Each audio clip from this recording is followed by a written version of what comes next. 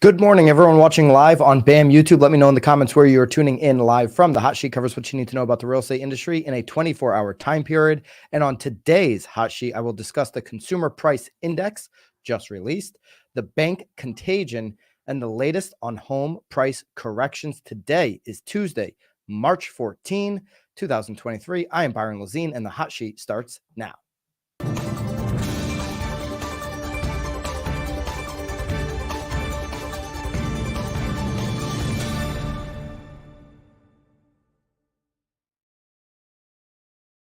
All right, we're definitely going to jump into some more of this bank contagion stuff, and hit the thumbs up if you were with me yesterday. If you were not, at the end of this show, you can go back and watch it.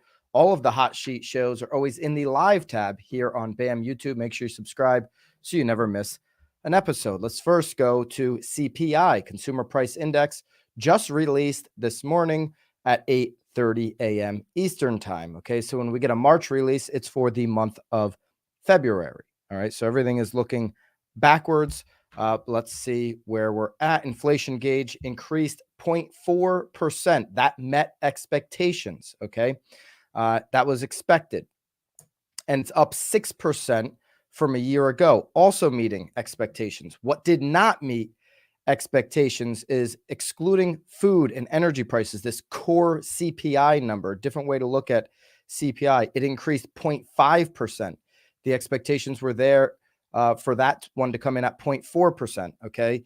And then 5.5% on a 12-month basis, okay? So the core inflation came in a little bit hotter than we wanted it to, all right? So 0.4 to 0.5 doesn't sound like a lot, but if it met expectations, it would have been a lot better going into this Fed meeting. All the charts that we're going to show today, we've got a whole bunch of them, can be found down below in our daily download link. You can just grab all of those. If you grab them one time, you'll get them sent to you each and every single day. So you can see over on the right, all items, 6%. That's year over year through February 2023. And then less food and energy, it's that 5.5, which increased 0.5% in February, expected to increase 0.4. So a little bit hotter than we wanted. This is showing us that inflation is not dropping off a cliff. It's showing us that inflation is inching down very slowly, and obviously core inflation up more than we wanted to. So this is a very bumpy road for inflation. It's not happening quickly.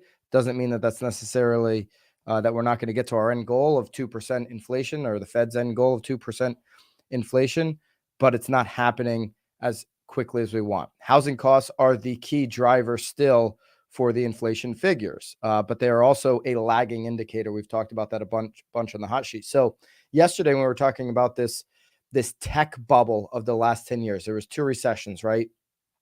In the last year, it was the tech recession, it was the housing recession. Well, we found out Friday with the collapse of SVB that the tech bubble was a real thing, that was the true bubble in our economy.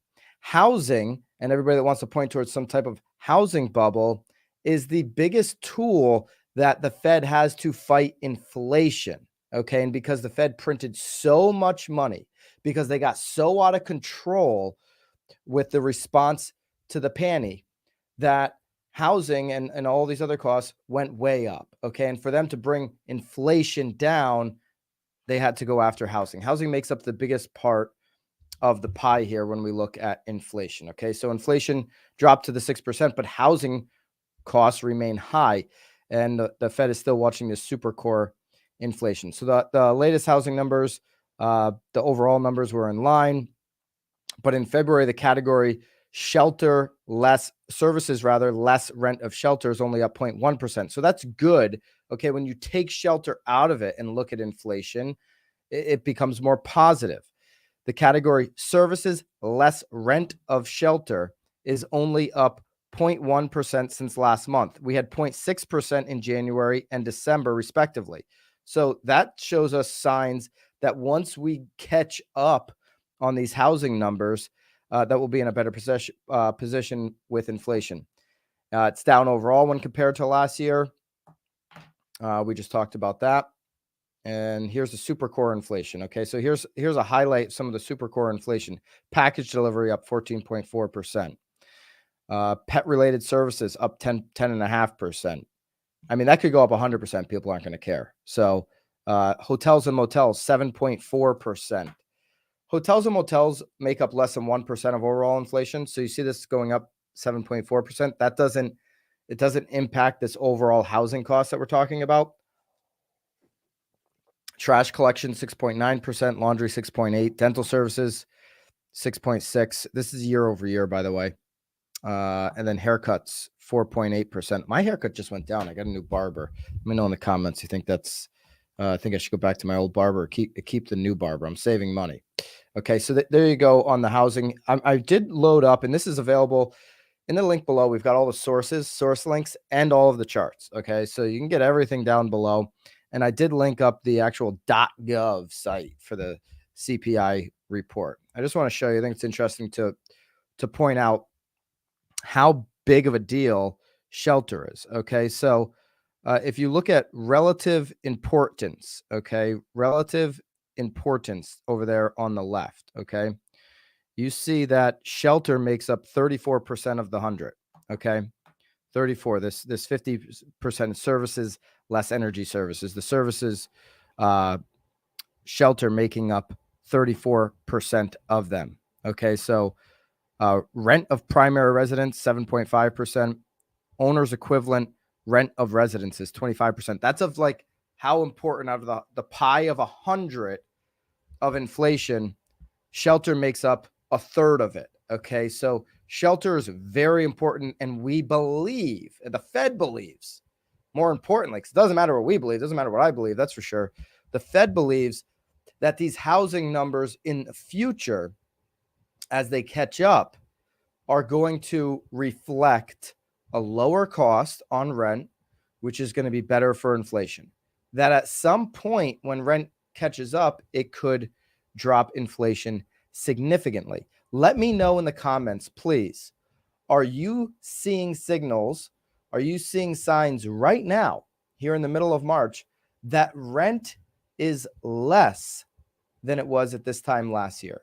Is rent cost in your market less than it was this time last year? Is overall shelter less? And we've got a home price analysis from Lance Lambert at the end of the show that after we go through the banking contagion, that we'll also go through for home values. But just specifically rent, let me know. Are you seeing that come in less right now, or are you seeing that come in higher? This chart also, it goes through everything. I mean, if you want to know about meat, if you want to know about ham, okay, you can get it all here in this report from the government. They list everything out as a 38-page PDF. I've got that down below for you if you're interested. Overall, inflation's on a bumpy road. It's happening a lot slower than we anticipated. Housing making up the biggest piece of the pie. And we do expect the Fed to continue to do everything they can to make it hard on housing. Okay. It is what they have to their advantage. We know the sticky spot they're in with the banks, and we're going to talk about that here in just a second. Matthew says rent totally out of control, and we have only 8 homes in the market. So in New Jersey, makes sense in the Northeast home prices continue to go up right now, contrary to the rest of the country. Mark Davison in Portland says rent is up 15% over last year.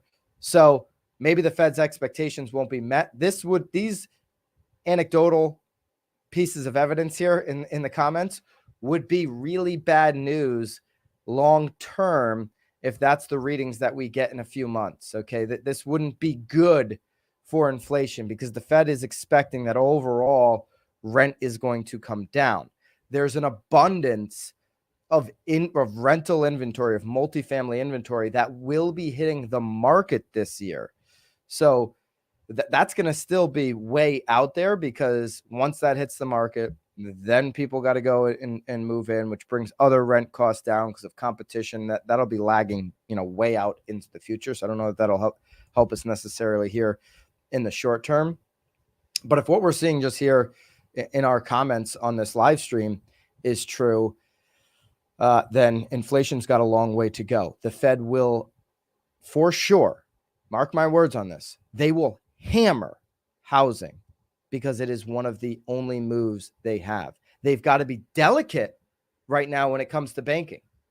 They have to be extremely delicate because they don't want the entire economy of America to collapse on a bank run with 20, 30, 40 banks, which we almost witnessed on Monday morning had the government not stepped in on Sunday night. Okay. And some people would argue with me, like, we wouldn't see that many bank runs.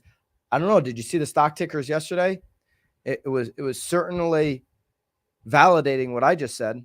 When you see 20 plus banks all down double digits, this fear, what is a bank contagion? We'll get into bank contagion now. We'll shift off of inflation. What spurs a bank contagion? It's this fear in the market. It's this lack of confidence between, all of the residents, everybody in America, everybody out there, everybody that's got a bank account. They've got this fear that, oh my gosh, if I'm not at a big four, I better get over there, right? I better start shifting some of my money.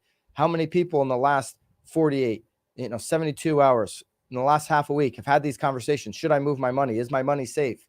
And if they believed on Monday morning that their money potentially isn't safe, if they saw the ticker of their bank drop 60% in a day and then another 60% the next day, like Silicon Valley Bank did before ultimately shuttering, if they saw that with their own bank, would they say, it's all good, I'm just going to keep my checking account there?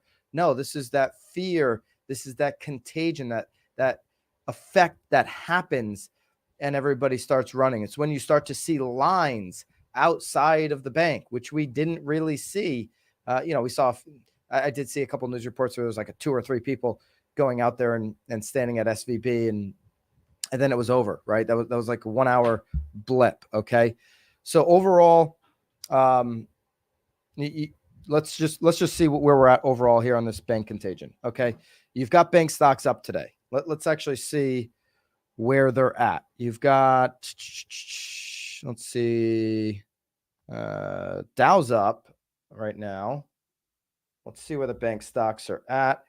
They're all up. First Republic is up 50% as regional banks rebound sharply from Monday's sell-off. Okay, so you've got, who else is up big? Everybody's up big. Everybody's up double digits, it seems, on these regional banks. First Republic obviously got an investment from JP Morgan. Key Corp is up 16%. Zion's Bank Corp is up 17%. PacWest is up 64%.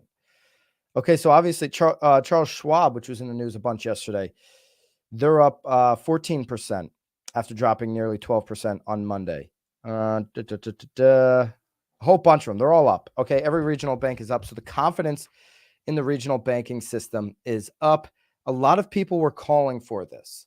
And I referenced this on yesterday's hot sheet, where you had Silicon Valley specifically calling for the government to step in and backstop depositors, to come in and quote unquote bail out depositors. They did this without taxpayers' funds. Now, when we peel a couple layers off of the onion, ultimately, what is the Fed backed by?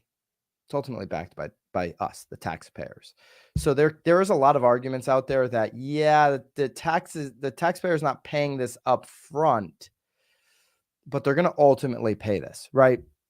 There's going to be an assessment on banks to refill this FDIC pool of money that they're using right now to go and insure depositors. Bank's going to pass that off to the consumer.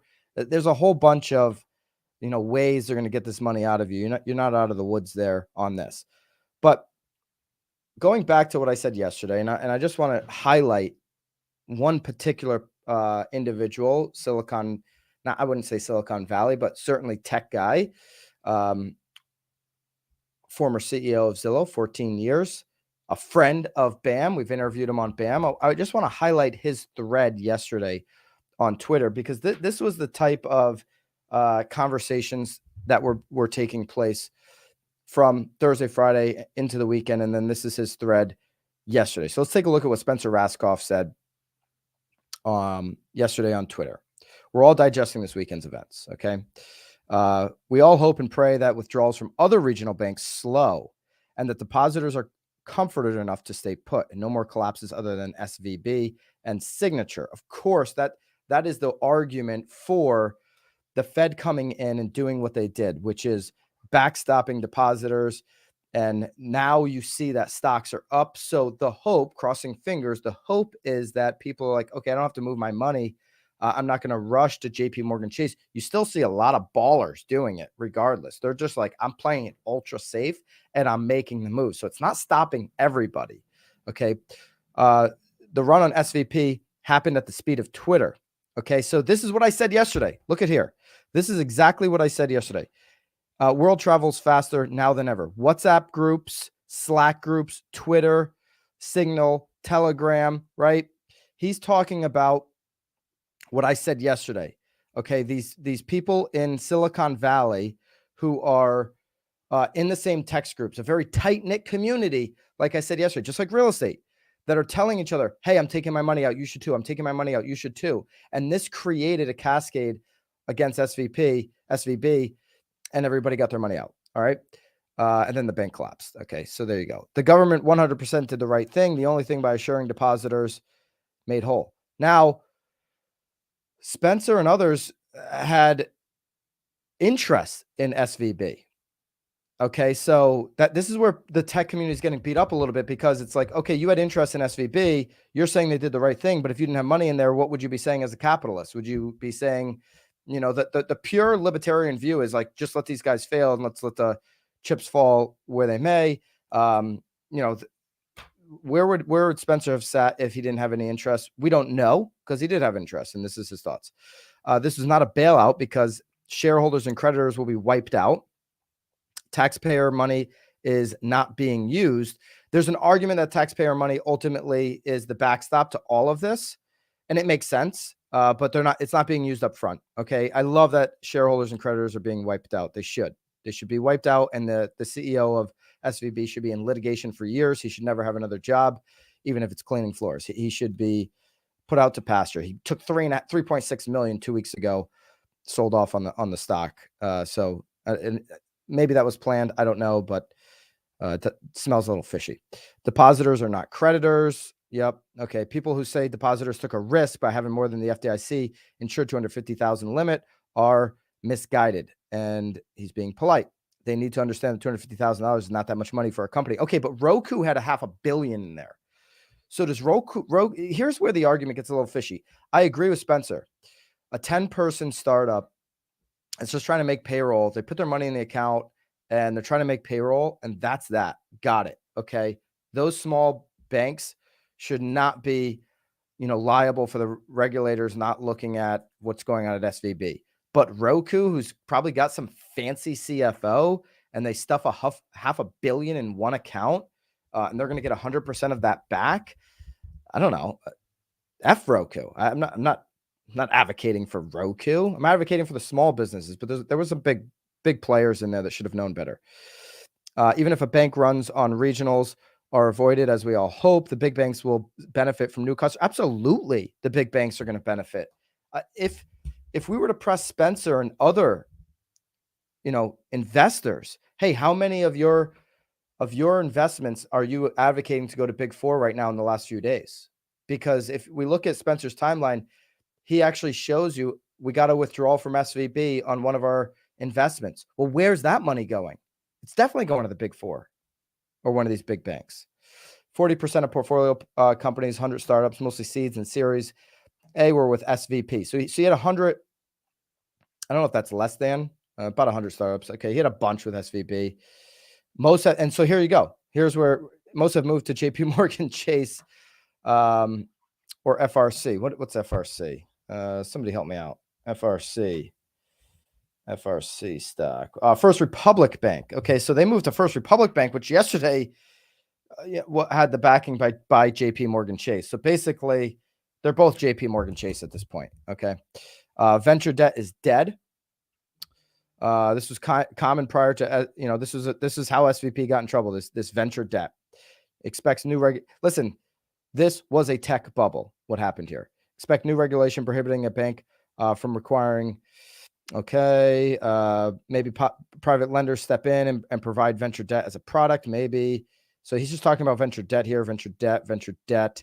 I wanted to highlight what was being said. And if Bobby, I don't know if we can go to that video right now, I'd like to show the video to also highlight, I just don't want to highlight Spencer, but here's David Sachs. He's the COO. Yeah, play it from the beginning if you could. He's the Well, I think founder and my former statement COO of was quite PayPal. good. I was actually very concerned yesterday morning after Yellen went on the Sunday shows, and she sort of said some of the right sentiments, but it was very vague and unclear, and it didn't inspire confidence. And then last night, when they said that they were going to protect depositors at SVB and they're going to create this new facility for all these regional banks that might have basically unrealized losses on bonds, I think that was a very strong step. So I think that, you can say that maybe it took them a day or two too long. I think Friday would have been better. The sooner you nip a banking crisis in the bud, the cheaper and easier it's And I going agree to with be. that.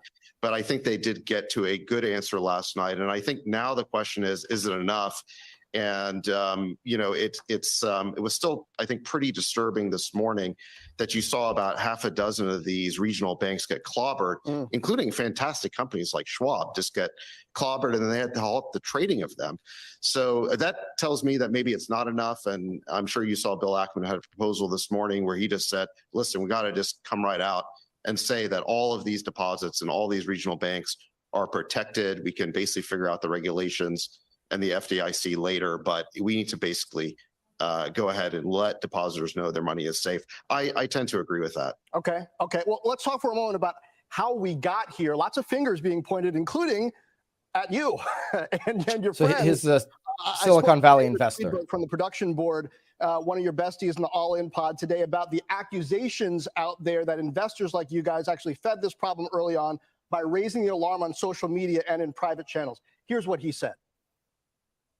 Listening to people on Twitter from Silicon Valley telling them what to do, they saw what happened with this balance sheet, and they went out and they moved their money out of their smaller banks into big banks. That's it. That's what happened last week. And it was the beginning of what I think we're now seeing with First Republic today. And I can tell you, I got a list of other names that I've had friends say, this is what I'm doing, this is what I'm doing. There you go. That's what I wanted to hear there. So this is David Friedberg, another big Silicon Valley investor. You can take the video down. David Sachs, and now Spencer Raskoff on Twitter, amongst many others. They're all saying in their text groups that we have a list of banks and that there's going to be a run on these banks, that there's going to be big money moving out of these banks and into the big four. And so some people are blaming them for saying these things on Twitter, for saying these things on CNBC and all these different videos, blaming these venture capitalists for telling everybody this is what is about to happen for the fear, for the bank run. Okay, so that's one viewpoint. Let's blame them for igniting the bank run. But what they're saying is the bank run's going to happen no matter what. Okay, because this is the reality. All of these companies are moving money right now. They're lined up. They're ready to go to move into the big banks. So you got one viewpoint saying, well, you're igniting that fear. And then their standpoint is, no, we're not igniting the fear. We're trying to wake up the Fed. We're trying to wake up the government to come in here and do something and ensure all depositors. Okay. And so that still hasn't happened yet. Obviously, SVB and Signature, the two banks that have failed, the number 2 largest bank failure ever. And oh, by the way, Signature, the number 3 largest bank failure ever in America. These depositors have now been insured. But what they're, you heard David Sachs there say, let's go give protection to all depositors. Let's insure basically all depositors. Well, the FDIC doesn't have that backstop. They don't have that money. Now, what they did with these 2 banks and what we're seeing today is some signals that it's creating confidence that I don't have to rush to the bank and go transfer my money over to the big 4. You're seeing the stocks go up. You're not seeing lines at the bank. So it's instilled confidence, but they haven't come out and said, we're going to insure 100% of depositors. So there's still a level of uncertainty. At the big 4, they're too big to fail. You can go there and you can put as much money into an account as you want, And I know the limit's 250,000, but if you're at B of A like I am, you're not going to be really worried about it. Okay. And, if you're at Wells Fargo, you're not going to be really worried about it because the Fed has shown us that those 4 banks are too big to fail. And maybe they do want more consolidation into the big banks. That's also a theory. I'm not going to get into conspiracies, but obviously that's a theory that's being floated out there. I have a feeling banks like JP will gobble up these small banks. They basically did that with, First Republic here. And so, yeah, I think these guys are going to be buyers as some of these banks get super vulnerable, and they can buy them for pennies on the dollar right now, for sure. Okay. But ultimately, depositors are not technically all protected right now at all of these regional banks. So there is still potential for regional banks to get a run on them in the future. Remember when in 2008, Bear Stearns and Lehman happened 6 months apart. Okay, so we're on what, day 2 here? Things can happen later on in the year. Okay, the federal interest rate is going to obviously have an impact on that. We're going to talk about that here in just a second. Why do we need regional banks? Let me know in the comments if you're a real estate agent and if your clients are getting a mortgage. Wells Fargo's out of the mortgage business, so one of the big 4 banks is out of mortgage.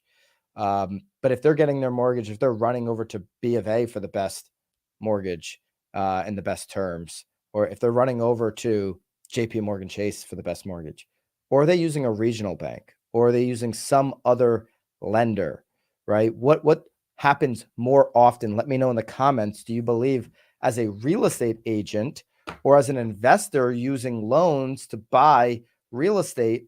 Let me know in the comments if you think we need some of these regional banks. You saw in that David Sachs video, all those regional banks were all red. Today, they're all green. So nice turn of events there. And just to close the loop here on what a little bit of the bias of these investors. David Sachs was one of the people that had interest in SVB. We just showed you, Spencer Raskoff, for example, his food app, which he started with one of his, I think it was his daughter. They were on SVB. Okay, so they had an account there. Okay, a lot of these venture capitalists would make you keep your money at SVB. Okay, there was incentives to do that. And here's that tweet I talked about. 1121 transfer went through. One more small business depositor was able to get their money out of SVB and now continue to operate, pay vendors, etc. So these guys were encouraging people. Here's the tweet that shows that Get Recon food account there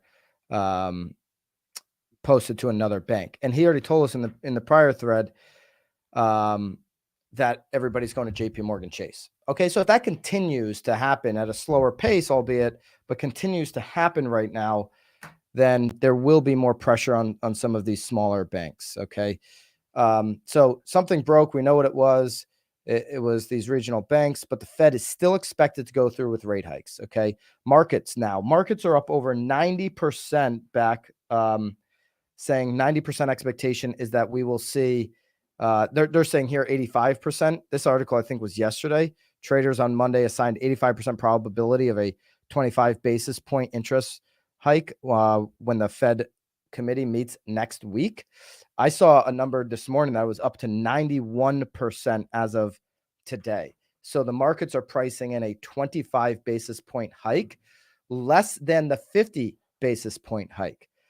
But the expectation is, and some people were saying yesterday, hey, we're going to see the federal interest rate remain flat, like no hike because of the bank crisis. The expectation is that they'll still increase. Okay.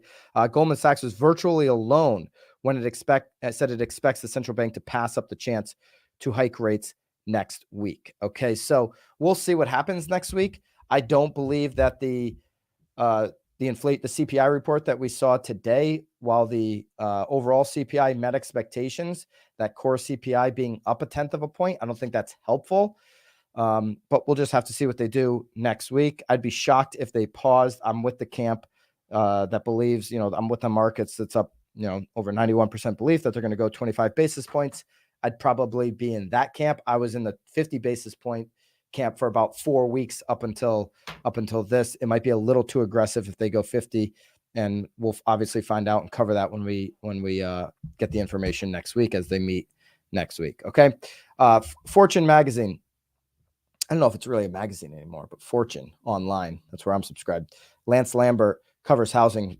He's at News Lambert on Twitter. He's a great follow. The home price correction is the latest shift as told by 6 housing market charts. I've got all of those charts. We're going to go through all of them. They're all down below for you. Okay. So this is a look back on what's happening up to the minute here on the housing prices. Okay. So let's just go right to the charts and walk through them. Okay. The home price correction has lost some geographical steam.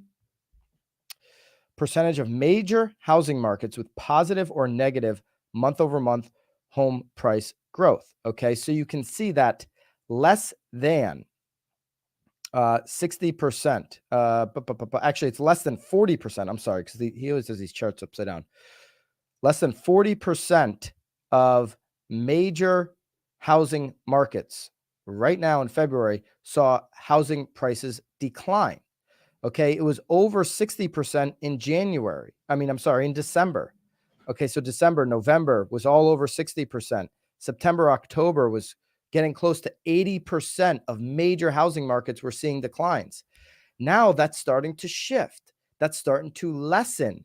Okay. So it's losing this pricing correction as we go into spring is losing steam. We're passing through this home price correction. If you look all the way to the right, you see a lot of blue there.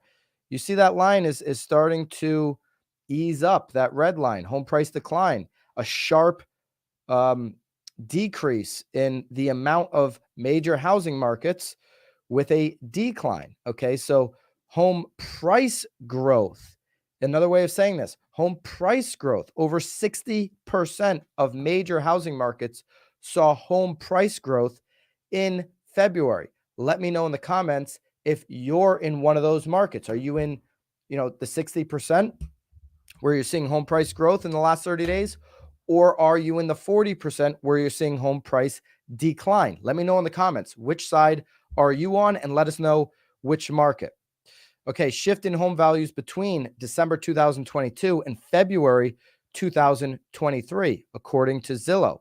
Okay, so you see that the West and the Southeast are the markets, and a little bit in Texas, the markets that are seeing this shift down. You're seeing the middle states and the Northeast and the East Coast where you're still seeing increases from December 22. Okay, so this is the last 3 months, and February 2023. It's according to Zillow. Shift in home values since the respective 2022 peak. So since the peak, seasonally adjusted data through February 2023. West, really red. Okay, you're talking about 10% drops there from peak till today. Same thing with Southeast and Texas. It's spotty throughout the rest of the country. You see Massachusetts, the most red in the Northeast. Year over year change in home prices. A lot of blue, a lot of this deep blue in the Southeast and in all along the East Coast and the Northeast, in the middle states. Okay. You really have little red when you go year over year change in home values. Year over year change in home prices. Okay. Same thing. A lot of this deep, deep, deep blue means that these markets are way, way up. Okay.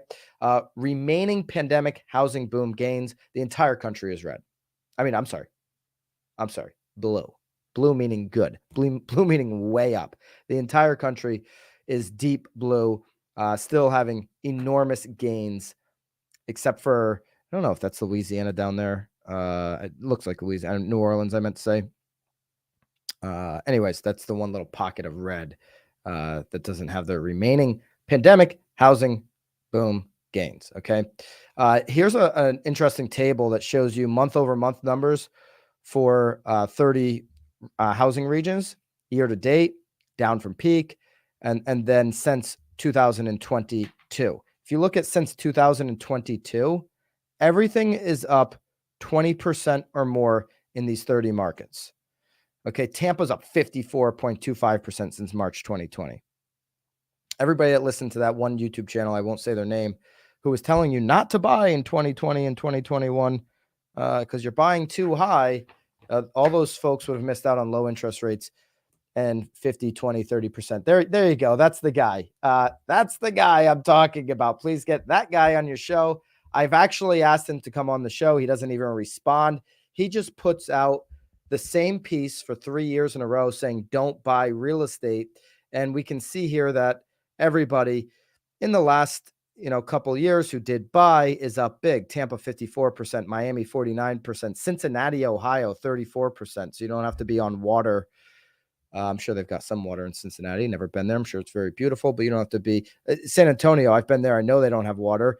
38.14% they're up. Portland, I'll be there next week. We're going to be doing BAM live streams from the Turn On event. Bobby, put the Turn On event in the link down below. I don't know if there's even still tickets left. There is a BAM discount code. Love to see you there. I'll be in Portland next week doing the show live the first few days of the week. They're up 25%.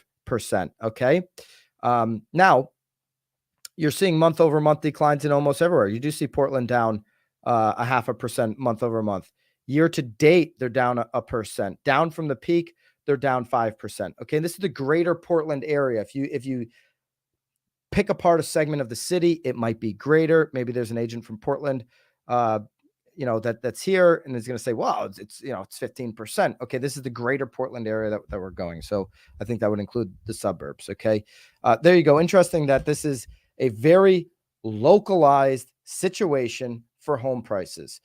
And even when we look at these greater markets, you've got to dig deep within those communities and within those price ranges when you're giving people information on the housing market. It's really critical to do that. And we're talking price ranges, we're talking sub-locations, and that's what these reports ultimately don't do. Okay, but it does look like we are in a more normal housing correction than certainly we saw in 2008. There's nothing like 2008. Talked about that yesterday. But this is just a normal house price correction where now we're getting into the spring and less markets are experiencing a home price decline. Let's take a look at where we're at up to the minute on the 10-year. And I'm also just interested to see what the markets are doing right now. We've got the Dow rebounding up 350 points, up 1%. We've got S&P up 1.5. NASDAQ's up 2 points, 200 points, 2%. Okay, so the markets are all reacting to these regional banks, which are still all up big. Okay, so there you go on that. Let's just take a look at where we're sitting on the 10-year today. When we started the show, we were up a little bit. Okay, so the markets are up, and now the 10-year is up. Okay, so we're back up 3.65. That video, by the way, that I showed you with David Sachs and then David Freeberg, the two venture capitalists from Silicon Valley. Later in that video, David Freeberg goes on to say that he's predicting that the 10-year by the end of the week will be below 3.3, which would mean we'd be very close to 6% 30-year fixed. With the market reactions today, and then the 10 years reaction today, it seems less likely that we'll see his prediction come through.